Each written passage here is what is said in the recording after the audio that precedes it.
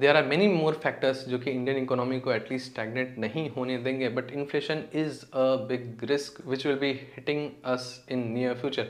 भले ही ये कॉन्फ्लिक्ट आज ख़त्म हो जाए, पर जो एनर्जी इंफ्रास्ट्रक्चर पर प्रभाव पड़ा है इस वॉर से, वो कितना टाइम लेंगे अपने आप को रिकवर करने में। क्या हमारे पास इतने ऑयल रिजर्व्स हैं कि हम प्राइजेस को कंट्रोल कर पाएंगे? और गोइंग फॉरवर्ड अगर $100 के आसपास ही रह गया एक साल तक, तो इन्फ्लेशन कहाँ पर होगा? जो हम आज ₹100 की चीज़ खरीद रहे हैं, पेट्रोल, वो लगभग 150-160 के आसपास खरीद रहे होंगे। और अगर से $100 से ना होकर के ये वापस से 45, 50, 55, 60 वाली रेंज में आ जाए, ऐसा कम होता हुआ दिख रहा है। क्योंकि जिन इंफ्रास्ट्रक्चर पर हिट पड़ा है, उन्हें रिकवर होने में 1 साल, 1.5 साल, 2 साल, 2.5 साल भी लग सकता है। तो ये चीज़ें इतनी आसान नहीं हैं, और कल को ये चीज़ और ज़्यादा एक्सलेट हो गई तो ऑफ कोर्स अभी और कितना इम्पैक्ट आएगा, we can not predict it right now.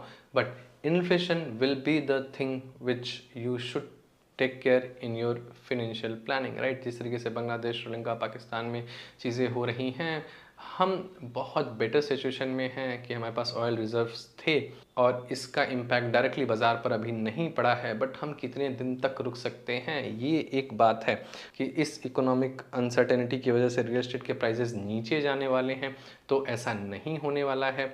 Going forward जब ये इन्फ्लेशन बढ़ेगा, हर एक चीज़ों की कीमतें बढ़ेंगी, और रियल एस्टेट में आपके पास ये सुविधा है कि प्राइजेस आप लॉक कर सकते हैं और लोन ले करके इन्फ्लेशन के रिस्क को बैंक के ऊपर डाल सकते हैं। अब इन्फ्लेशन के रिस्क की वजह से आरबीआई रेपो रेट कट्स नहीं कर सकता, तो आज हम ये कंक्लूड जरूर कर सकते हैं कि जो रेपो रेट कट्स हैं ये आगे आने वाले 1 से 1.5 साल के लिए ऐसे ही रहेंगे, एटलीस्ट 1 साल के लिए इतने पर ही रहेंगे। और अगर इन्फ्लेशन, जो बातें मैं कह रहा हूँ, थोड़ा सा एग्जरेट करके एक्चुअल में हो गई, तो गोइंग फॉरवर्ड रेट बढ़ाए भी जा सकते हैं। और जैसे ही रेट बढ़ाया, मैंने आपको रियल एस्टेट के साइकिल में एक्सप्लेन किया है, तो वो एक रियल एस्टेट को पुश देने लगता है, तो प्राइजेस अब और भी आउट ऑफ रीच जा सकते हैं।